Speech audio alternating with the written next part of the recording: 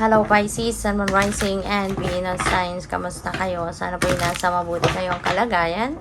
Welcome back po sa Star Tarot. Kung bago kayo rito, welcome din po kayo. Please subscribe, like, share my videos, and leave me a comment kung nakaresonate po kayo. Thank you.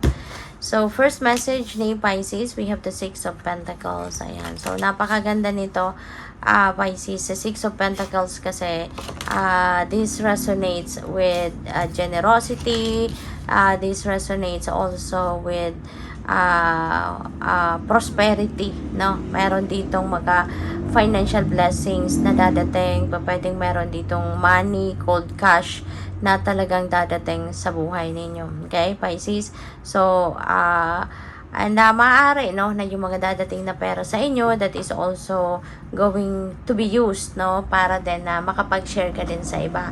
Kasi naturally, generous din kayo eh. Naturally, you are also very compassionate, very helpful, very supportive of other people. Kaya po pwede na gagamitin din ninyo yung mga blessings na matatanggap ninyo, lalo-lalo na in terms of money, para kayo ay makapag-share din sa iba. You know, hindi lang sa pupunuan nyo lang kung ano din yung mga needs ninyo, mga pangangailangan ninyo, mga financial obligations ninyo, but also you are going to allocate then some of the money na matatanggap ninyo para din makatulong kayo din sa iba, no? So we also have the Two of Pentacles. Po pwedeng financial obligations ito, no? Po pwedeng financial obligations itong parang ginajuggle ninyo, alin yung uunahin ninyong bayaran, alin yung uunahin isi-settle, or po pwedeng financial opportunities, pwedeng ganon, diba? Po pwedeng merong mga offers, diba, of trabaho, of business partnership, or business opportunities ang maaaring ginajuggle din ninyo. Parang siguro confused kayo kung alin dyan ang mas magiging beneficial sa'yo, alin dyan yung mas papaboran ninyo na sasakto sa criteria ninyo, or sasakto sa mga gusto ninyo, diba? So, maaaring yun din ang i-juggle ninyo. We also have the King of Wands. King of Wands is leadership, energy. So, pwedeng iba sa inyo dito will be promoted to a leadership role. Pwedeng kayo ay magiging manager na, supervisor, consultant, mga ganon, or kung ano man ang title na ibibigay sa'yo, but you will be the leader, no? Magiging kayo yung, kumbaga, yung magtitimon ng bangka, yung ganon, ano, sa isang institusyon, or sa trabaho, or wherever. And, maaari, no, na magpapakita din kayo dito ng yung galing ninyo, no, yung qualities ninyo as a leader. Kaya maaaring marami kayong taong ma-inspire, maraming mga tao dito yung po pwedeng ma-attract talaga sa'yo, no? They will be inspired by you, no? Yung style ninyo, maaaring maraming tao dito yung magugustuhan yan at may inspire sila sa'yo.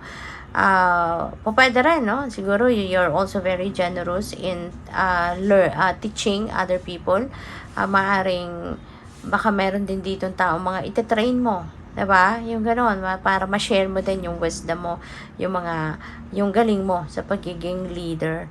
We also have the Four of Swords, healing. Ang iba sa inyo rito, hindi lang siguro ito physical healing na pwedeng dadating sa inyo, but this could also be healing energy na pwedeng dumating sa inyo at mag-heal, no, ng kung ano man ang situation sa buhay ninyo na medyo mahirap, no, ang pinagdadaanan ninyo. Pwedeng financial yan, diba? Pwedeng, yun nga, may mga physical discomfort, or kung ano man, baka merong emotional burden na mga pinagdadaanan ng iba sa inyo. And siguro, yung healing energy na to also will be directed towards those situations. And yun, Four of Swords is also about relaxation. So, ang iba siguro sa inyo, ito yung panawagan din sa inyo na magpahinga ka. Kaya ipagpahinga mo din yung katawan mo, ipagpahinga mo din yung isip mo. Okay, give yourself enough time to to enjoy a quality sleep.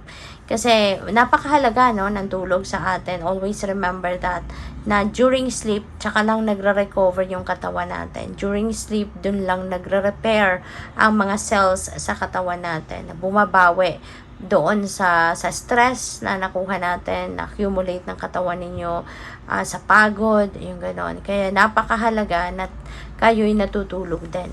Okay? So, yun. So, tingnan natin kung ano pa ang mga messages para sa'yo, Pisces.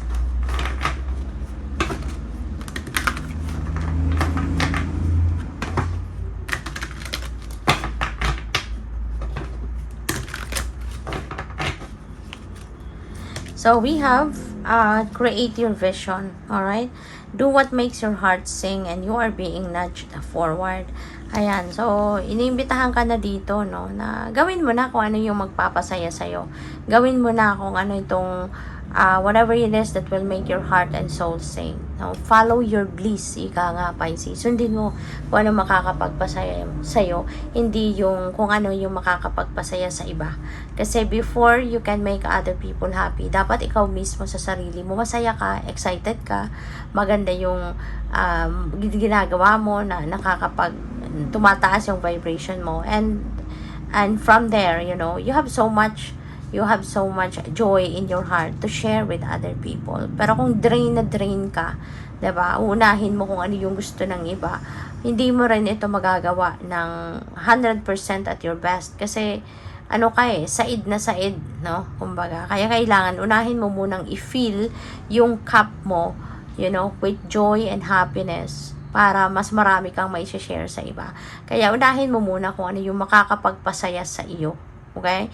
Whatever it is that will make your heart and soul sing. Okay? You are being nudged forward. Marami ka ng push, no, na natatanggap dito from the divine. At maaring hindi mo lang ito pinapansin. Maaring you're also being led na towards the opportunity, no, na para magawa mo na ito kung ano man ang mga bagay na mas makakapagpasaya sa'yo. Pero maaring hindi mo napapansin. So, this is a heads up para sa'yo. So, we also have divine potential. Fulfill your destiny. Be all you can be. Ayan. So, it's all about talaga pag-uuna. Pa-prioritize sa sarili mo. Diba? Fulfill your destiny. Feeling ko, nandito na yung potential. Ayan, divine potential. Nandiyan na sa paligid mo yung opportunities, yung possibilities. There's so much potential out there, no, para na kailangan mong i-embrace para na ma-fulfill mo na yung destiny mo. And para na magawa mo na yung mga bagay na makapagpapasaya sa'yo, makakapagdala sa'yo doon sa sitwasyon we're in. Doon ka dapat mapunta at this time. So we also have the Cosmic Emerald, create perfect health. Okay, access divine abundance.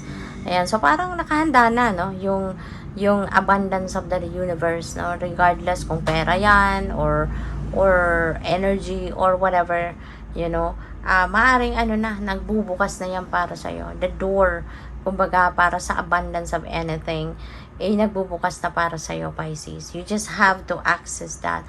That portal. Kailangan mo lang na mag-take action. Kasi, let's always be reminded na lahat ng biyaya, 'di ba, na natatanggap natin, hindi naman yan basta-bastang bumabagsak na lang sa lap natin.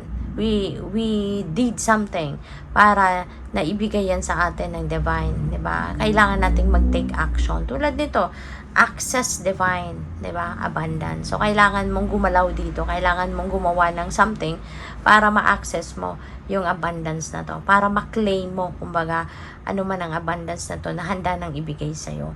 So create also perfect health. This is also a reminder para sa inyo, no, na mag-take action ka towards good health. Mag-take action ka para mapanatili ang inyong kalusugan, no? Alagaan ang inyong katawan, ang inyong isipan, ang inyong overall health mo. Yun ang pinakamahalaga. Okay? Good luck sa'yo. Thank you for watching. Love and light. Namaste.